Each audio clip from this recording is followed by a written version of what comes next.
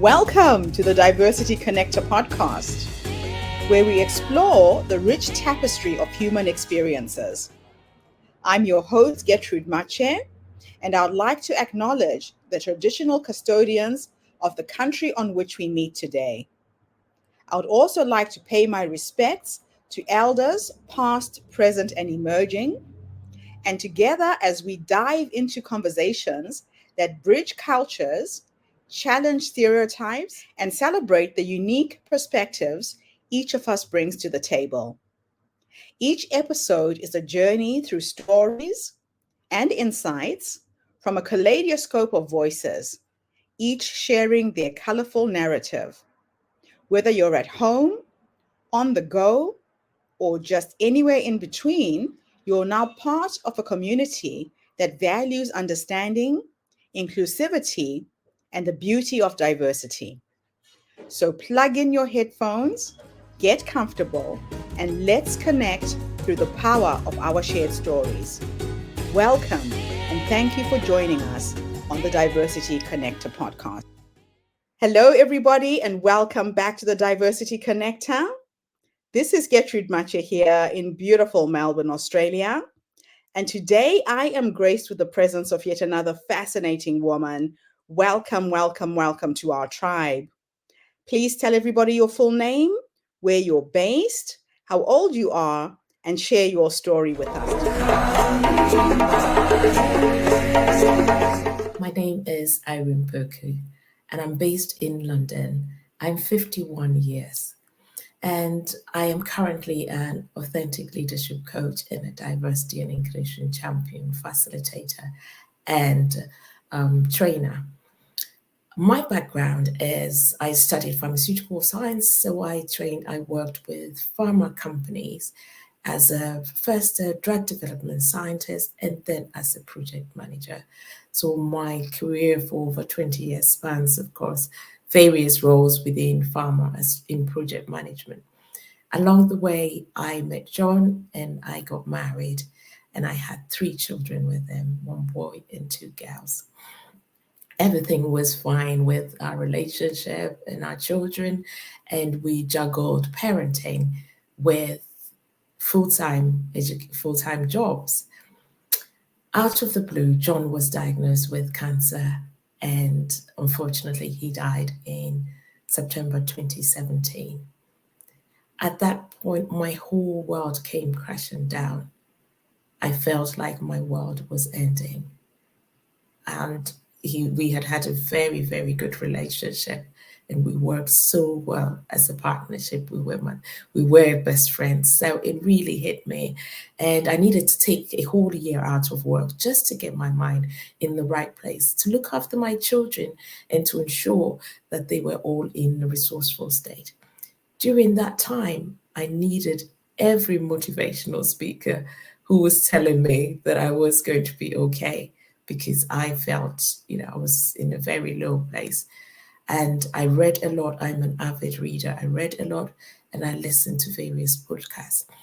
And when it was time for me to get back to work after a year, I really was asking myself questions like, what's this world all about? I had lived according to society's expectation, get all the qualifications, get a job, get married, have children. I had ticked all the boxes. However, I felt that society's programming had failed me.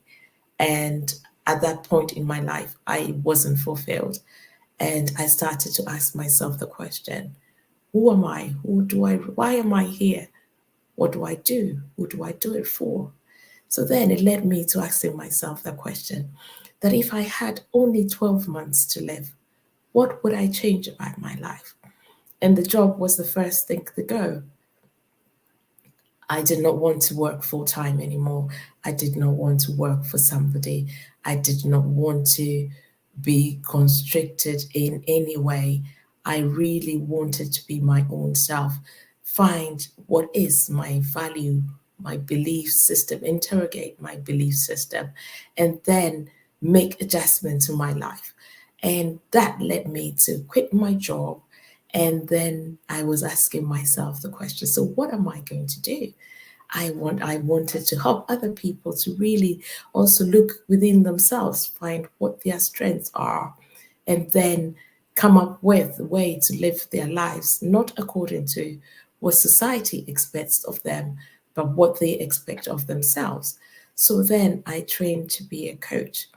So I work as an authentic leadership coach.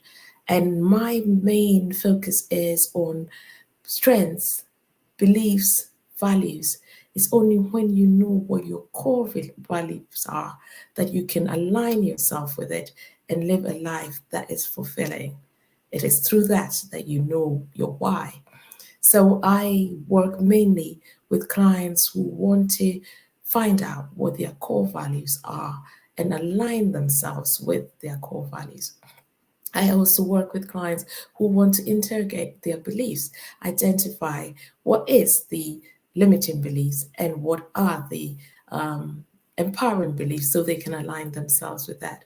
I'm really passionate about helping individuals to step into their strengths because it is through me finding out my core values, what my strengths are, what my values are, that I'm living a life that is very fulfilling to me. I live like I have 12 months to live. And when the 12 months is up, I press reset and try and I start again. This enables me to always think about what it is that I need to do in life in order to find fulfillment. Who do I need to spend time with? What do I need to give my attention to? And that enables me to live a life of fulfillment. Along the way, when George Floyd happened, I got very incensed, like most people. I attended lots of webinars, lots of training sessions, and I educated myself about how minorities are being felt about their jobs, their societies, and finding out most people felt that they had no choice. And at that point, I asked myself, I can't go around saying Black Lives Matter. And when it comes to, the crunch, if somebody were to ask me, what have you done? I would not have anything to say. Yes, I've looked after myself and my family, but it was time to go outside of that circles and impact my community.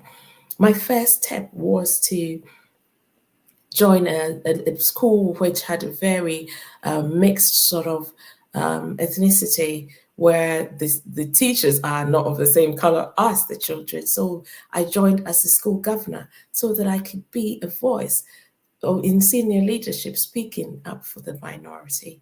And I have continued to work like that. I attended lots more courses, and within companies that I work for, I've always been an advocate for minority.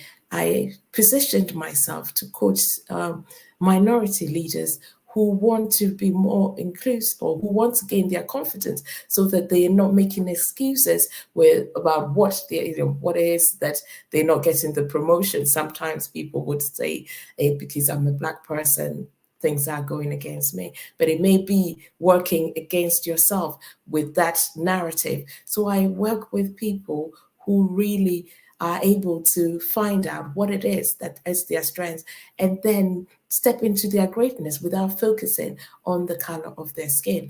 I also work with senior white leaders who want to become more inclusive and see their blind spots so that they can see, more get a better overview of what it is that they're doing, which they can do better, where they are thinking, which is leading to unconscious bias, so they can step into what it is that makes them, more inclusive. So I do that, and I always put myself forward for, talking engagements or panels discussions where I can bring my own experience to support people to also become, more inclusive. In addition, I also do a lot of working for, I do, I sit on the panel as a patient representative. I have done board roles where I am representing the patient and the public in spaces where the conversation is very technical, such that the ordinary man on the street may find it difficult. With my science background, I am able to come into a space where technical conversation regarding the medical professions are being discussed and be the voice of the patient and the public. I have sat on several advisory groups, and I have also sat on the steering committee with NHS. And my role in there is to speak for the marginalized, to speak for minority, to speak for the people whose voices are not heard in the room. And I use my technical experience to come in to support in this aspect, to also help move the DI agenda forward.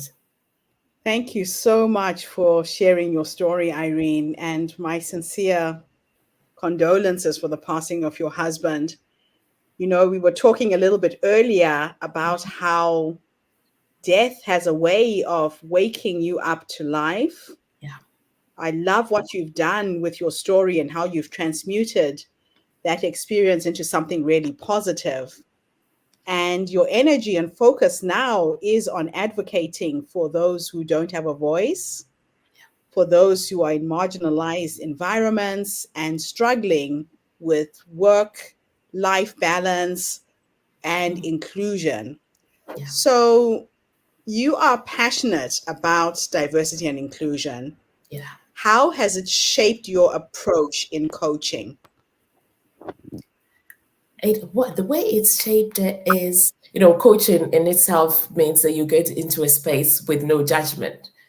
But by helping individuals, like I said, I help minorities who are lacking in confidence, or who are, through societal programs, feel that they can't speak up. So that is my style of coaching, is to help individuals gain self-awareness, be aware of the limiting beliefs that they are imposing on themselves, that keep them from progressing, and them blaming society for it. So mainly self-awareness, working with minorities, helping them to gain the confidence so that they could go out and focus more on what their strengths are, interrogate all their limiting beliefs, so that they can walk out of the programs with the empowering beliefs about themselves as an individual. Who am I? Why am I here? What do I do? Who do I do it for? How does it make them feel? And that confidence alone enables individuals to bypass the in, the consciousness that they have about, oh, I'm Black, so I can't be in this space. Once you fight that confidence issue and you are able to really sell yourself, I think individuals then begin to see you for who you are, rather than the labels that you are allowing to stop you from getting forward. Also, I work with senior leaders who have now become aware that they knew much less about the minority, the way they think, the way they've been brought up, the way that they see life is definitely not the same for everybody. So I allow them the space for them to find their blind spots, the space for them to really hone in on their unconscious biases, and then walk on a side by side with them whilst they work on it, because these are habits that have been acquired over years. Even once you become aware, you can't let go of it immediately, but it's through a process where individuals become aware of it and are dedicated to making a change. Then gradually we're helping them to acquire habits that empower them, habits that make them more inclusive, habits that make them more aware and picking up where their unconscious biases are and adjusting so that they grow an inclusive team. So, in your role as a UN Women UK delegate to the United Nations, what are some of the key insights or experiences that have influenced your work in promoting authentic leadership and inclusivity? I think the biggest awareness for me was how widows are treated in Africa, because that's my background. I attended all those seminars that had individuals, NGOs working for widows, and it's once again based on my life experience.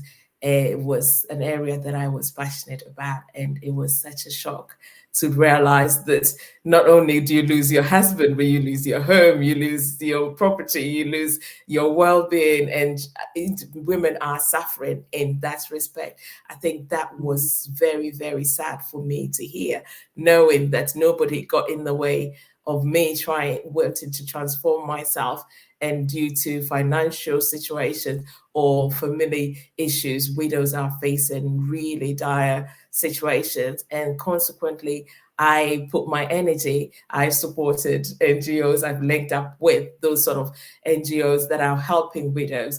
And I haven't been able to travel to Africa yet to help, that in that sense.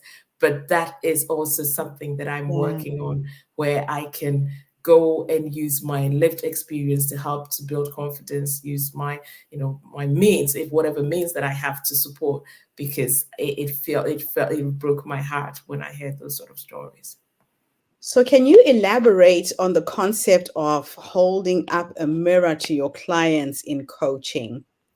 How does this technique help to uncover their superpowers and self awareness?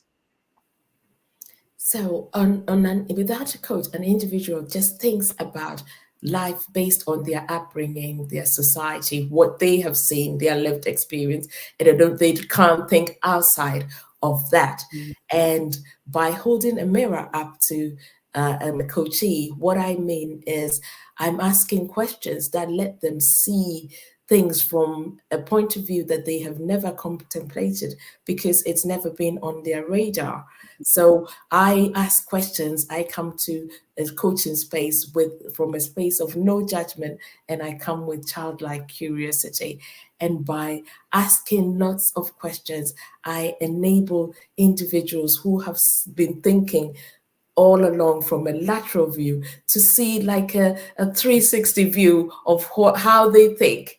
And that is always a light bulb moment, because you cannot think further than what you've experienced or what you know, until somebody with a Yes. totally different experience, different way of thinking interrogates that thinking. So what I do is I disrupt the norm, and that usually causes an awakening, because until somebody has held you in a space where you feel, you know, that the person has you, because in outside of coaching space, when you're having a conversation and somebody tries to disrupt, you will walk away and feel that this person is trying to, undermine me or make me feel belittle me. But in a coaching space, you are guaranteed of psychological safety. You are guaranteed of Yeah. confidentiality. You know the coach is there for your growth, and your agenda is what the coach follows. The only difference is the coach comes with questions, with tools,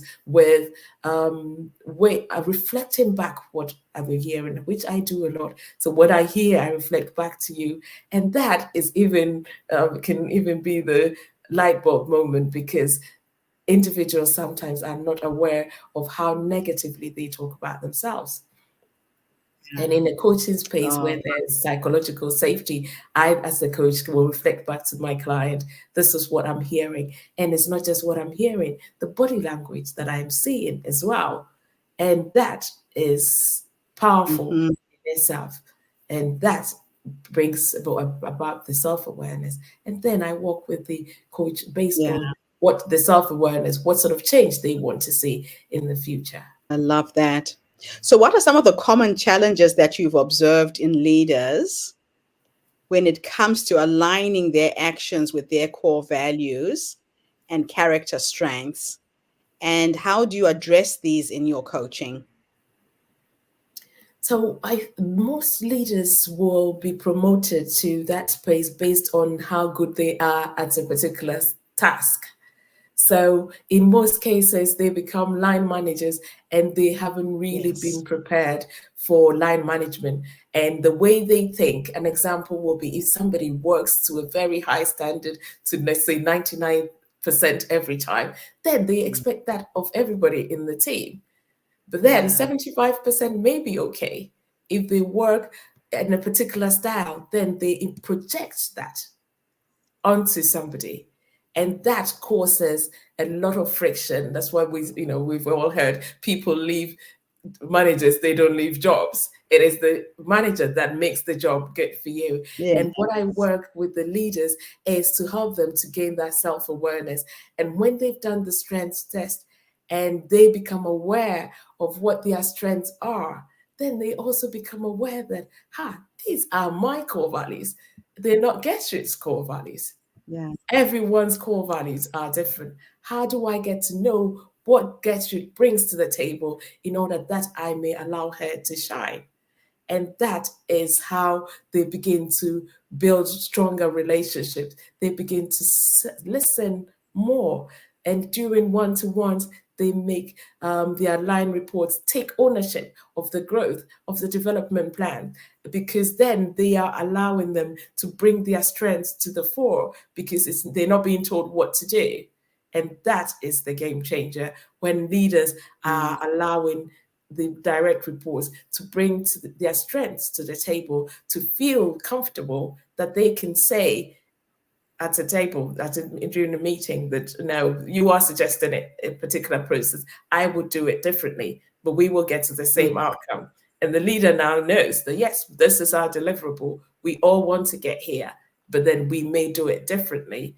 And that also enables the direct reports to build trust with their leaders. So the leader, first of all, by becoming aware of their strengths, their core values, they then step into their greatness, and then they're more observant of other people. They compliment more, because now they are stopping, they are watching, they're looking at body language and words, and they're complimenting the people in their team. So I know that you facilitate workshops to raise awareness, to raise self awareness, and to combat unconscious bias. Mhm. Can you give an example of an exercise or a discussion topic that you would use in these workshops? It's listening to, I think you give individuals, you put them in a room, and and you keep quiet for 5 minutes and listen, and then it goes around, and then you repeat what you've heard. And because the listening is not so, at the first instance, you listen to respond rather than listen to Yeah. understand. When it comes to repeating what you've heard, in most cases, it's not as crystal clear, because the listening was not intact. And then you do it again after you become aware of that's unconscious bias, that you have your mind made up. And even when you are listening, it's cosmetic listening. It's really, you're not paying attention to what the person is actually telling you, until you become aware that you were not able to repeat what they said, because you weren't really paying attention, or you're not getting the point, because the individual who is listened to first will say, well, this was the crux of the matter, this was the feeling that I wanted to um, relate to you. And when you haven't been able to do Wow. that, then you become aware that your listening was not that deep. And then it's giving listening techniques, going from different levels of listening, so that when they have to perform the exercise again, now they listen more attentively. And when you know that you listen more attentively, then you can really know the pain that the person is relaying to you, first of all. And then, secondly, the person who has relayed their story, when they feel listened to, True. feels more they can trust you. It's interesting because it's more about listening to understand than listening to respond. A lot of us listen to respond. We're ready to come back with an answer without really taking in what's being said, right? Yeah, so that is, Hmm. in the workplace, that happens a lot. Somebody saying, I'm struggling, I'm doing this, and they're not being heard. And they will be told that, yes, we sorted your problem out, but that they didn't really get to the crux. So what's causing this? It's only when you go in a layer Yeah. deeper, and then you do it. And the only reason why individuals feel reluctant to be their true self in the workplace is there's lack of trust.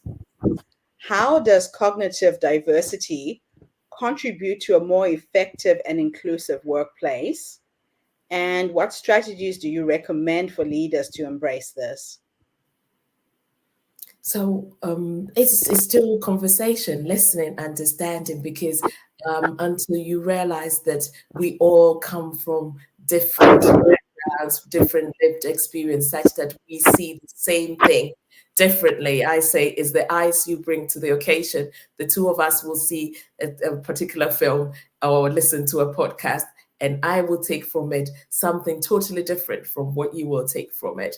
And when you have all had that experience where you know that because of my upbringing, because of my beliefs and everything that makes me unique, how I would see a particular scenario will be very different from the way you'll see it. And therefore, do not project how you see it on me. Yeah. Give me the space so that I will tell you how I see it. And if True. everybody in the room is given the space and the time to be able to say how they see a particular situation, then the collective decision would be the best decision, rather than Yeah. the lab manager Yeah. coming in and saying, this is what we're going to do, this is what we're going to do, and not allowing anybody to really express themselves. By the end, when you say any questions, everyone is thinking, well, your mind is made up, and consequently Yeah. you don't get the true self. But when you come in and you say, this is the scenario and I want to hear what everyone thinks, what are your views on this, how would you proceed with this, then you give everybody time, everyone feel that their views matter, because they're not being asked right when it's 2 minutes to end of the meeting, how do you feel about it. Everybody knows Mm. that they have time and space. And the added benefit to that is when individuals know that when we go into this meeting, I will be given this time and space to air my views. They do the thinking before they come in. So they are prepared, Yes. they have braced themselves that in this meeting, everybody gets to say. They listen better because they know it will be their time to talk at some point. So that Yeah. brings about that inclusion, because everybody feels that their views matter, they feel seen, they feel heard. So, what are some of the unique challenges and opportunities that you've encountered in executive coaching across diverse sectors like finance, higher education, and healthcare? I think it's the learning. It's amazing how I come in as the coach to coach, with the coachee, and they are Mm. from a finance background. I'm from a farmer background. We start off with where I know nothing about the job they do. In 6 months' time, I have a deep awareness of what happens in a particular industry where I would not have had that experience because I haven't, probably from books or elsewhere. But that's deep relationship that we form. I am a transformational coach, so I allow the individuals to come in with their whole self. It's not just a professional self. I would always invite the personal and the professional self. And I Mhm. I also bring my vulnerability to the room to help build that trust. And in that transformation coaching, it is amazing, the learning, not just for the coachee, but for myself as well. How does your approach to the concept of success in your coaching, especially for clients seeking to realign with their core values and character strengths, how do you approach that through your coaching?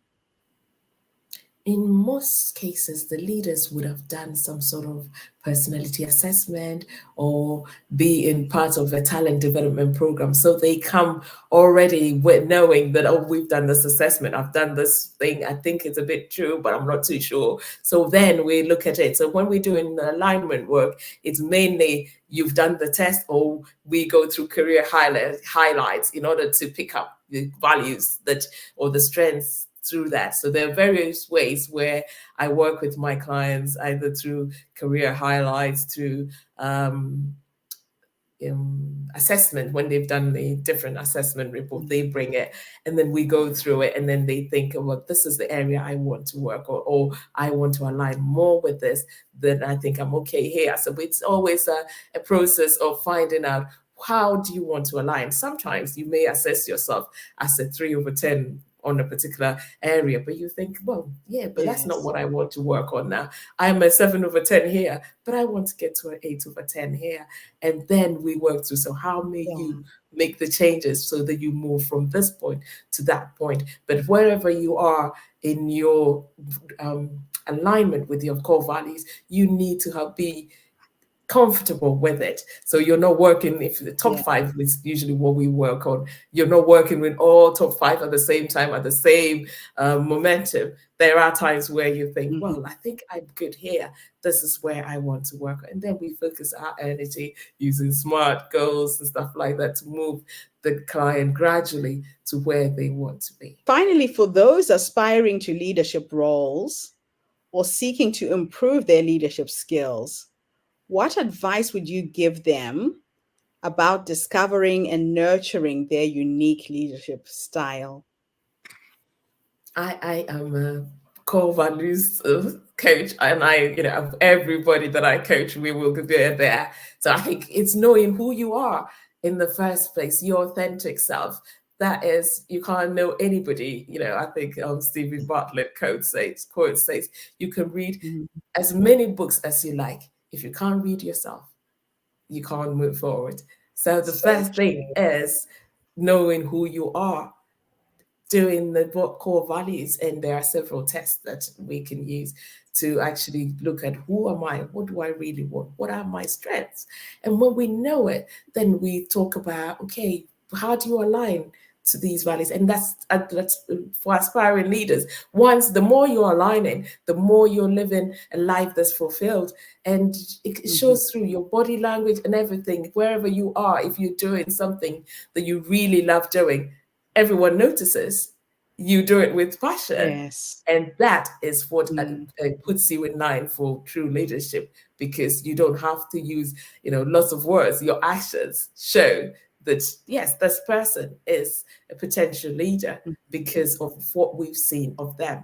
And it's only when you're doing something that you really love that you shine. So let's finish off with what is in store for you in the future. I loved how you said that you live like you had 24 12 months. hours to live. Yes. What is in the horizon for you? What is your passion? Where do you see yourself a year from now? A year from now, I apart from, I'm still raising teenagers, so that is my main role. I love I spend a lot of time with my children because I'm all about memories. I travel a lot. I love traveling, so I do a lot of traveling so that I get to meet people and I get to experience new things. So that is very much in the next 12 months, doing lots of traveling, meeting new people, and sending, getting my message to more people. I think through colleagues of mine, we are trying to organize more workshops so that we can put it out there to help people, more speaking engagements, just so I can not, be part of people who want to make a change, who are committed, just to support them through that process. So in the next year, I think more being in teams, getting my words, getting the word across about helping people to really step into their greatness. That is what I'm about. Stop existing and start living sort of person. So that is the message that I want to um, put out there. At the same time, for my own self, more self-development, more exposure, meeting new people. I love to meet new people. I love to travel. I love to dance. And I have no intention of stopping there. Irene, thank you so much for coming online today and gracing us with your presence and sharing your story. I've been deeply moved by how you're living your life and how you're empowering others to live their life to the full, whether you are self employed or working in a corporate position. You're spending 8 hours of the day at work. It had better be something that you love and truly enjoy. Exactly. And thank you to everybody who's tuned in today. The Diversity Connector is bringing us some interesting stories from people from all walks of life. Tune in again tomorrow when I interview yet another amazing guest. In the meantime, Have a fantastic day, morning, or evening, wherever you are in the world. And Irene, thanks again for the interview. Bye for Thank you. now, everybody. Thank you. And that's a wrap, everybody, on today's episode of the Diversity Connector podcast. Thank you for tuning in and being part of our vibrant global conversation. My name is Gertrude Mache, and it's been an honor to share this space with you, where voices from all walks of life come together to weave a tapestry of diverse perspectives. Remember, every story you heard today is a thread in the rich fabric of our shared humanity. As you step into your world, carry these stories with you and let them inspire you to embrace and celebrate the rich diversity around us. Don't forget to subscribe, rate, and review our podcast to help us share these inspiring stories with more listeners. Follow us on social media by simply looking for the Diversity Connector podcast for more updates. Until then, keep connecting, keep learning, and keep celebrating the beauty of diversity. This is the Diversity Connector podcast, signing off. Stay curious, stay open, and stay connected.